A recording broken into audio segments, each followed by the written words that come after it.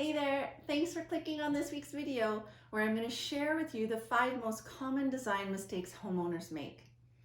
I remember a few years ago when I was approached by a widespread magazine to feature my home and office in their publication. I had only been in my current home for a short period of time and by no means had done all the things I wanted to do to it, but I couldn't pass up this amazing opportunity. When the day arrived for the photographer to come and shoot the photos, I felt all the feelings that I'm certain all my clients feel when it comes to their homes.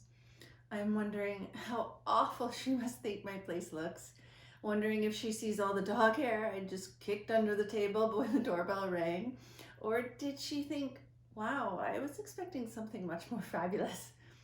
It's crazy what we tell ourselves, right? So I tell you this story so you know that I'm not bashing anyone here. I never walk into a client's home and begin by telling them all the things they're doing wrong, because that's just not nice. But I do take note of what they need my help with. So as I start to work with them, I can help them work towards something that's better. And that's the whole point of today's video, not to tell you how you're doing it all wrong, but to show you how to make some small changes in the right direction. So let's jump into my top 5 list of very common mistakes I have seen homeowners make over the years and how to avoid making them too. Number 1 is hanging art too high. On average, the center of your art piece should be roughly 57 inches off the floor. 57. That height puts the center of your art at about eye level for an average height person. This will vary slightly based on your ceiling height and the size of the piece, but it's a good general rule of thumb.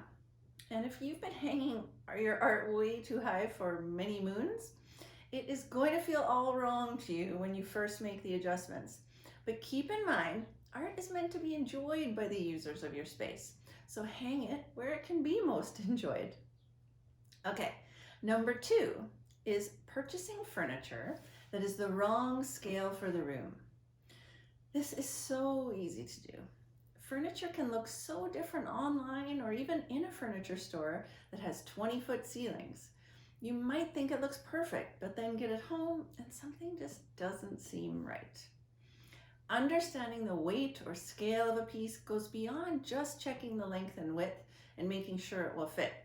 So for example, if you have a small living room with 8-foot ceilings, you want a small to medium scale piece that isn't too tall. If you are lucky enough to be blessed with a huge living room with arched ceilings, then your pieces need to have more weight so they fill the space appropriately. And as always, these are general guidelines, as every space can be a bit unique. Next is my number 3 most common mistake, and it is selecting the wrong paint color. How can I pick the wrong paint color, you ask? Don't I just pick the color that speaks to me? Well, the short answer is no. And here's an example of why. A few months ago, I received a call from a woman who was panicking about the new home she was building. The home was painted, and then her kitchen cabinets were installed. She was freaking because she thought the cabinets looked dirty, and how could she have made such a poor choice? And could I come out to help her figure out what to do?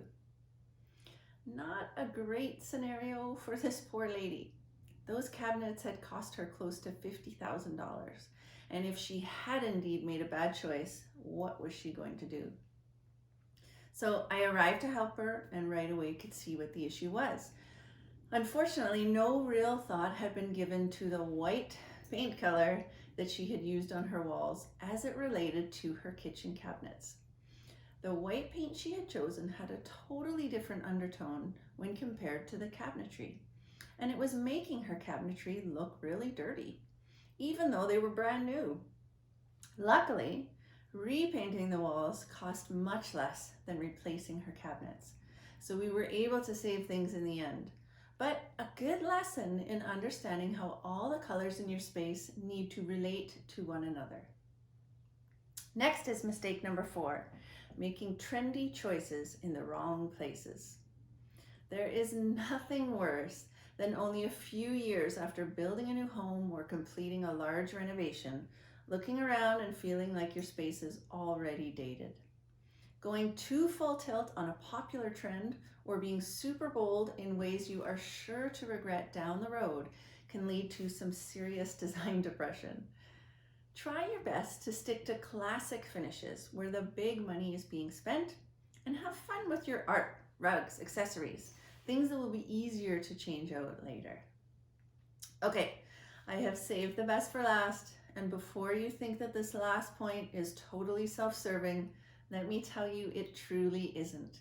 I believe it with my whole heart because I have seen so many cases where it would have made such a huge difference. And it is homeowners not hiring a designer when they should have. Okay, get your groans out, I can hear them, but let me share just a few examples of what I have saved clients from doing over the years. Building homes with rooms that were never going to fit the furniture that they wanted in that room. Putting money into the wrong places and not getting the most for their dollar. Selecting finishes that were popular 10 years ago. Designing spaces that were not going to function for young children or older adults from a use and safety standpoint. And designing spaces so neutral that they bordered on boring. Designers who've been around a while are worth every penny you spend on them. Just make sure you see their work and speak to their past clients before engaging them on your next design project. I know you will be happy you did. So there you have it. 5 of the most common design mistakes homeowners make. Hanging art too high, selecting furniture that's the wrong scale for the room, getting paint colors wrong, making choices that are too trendy, and not hiring a designer when they should have. Thanks for joining me today. And if you have a question for me, just shoot it over with a DM on Instagram or hit reply when you receive one of our weekly newsletters. We will catch you in the next video.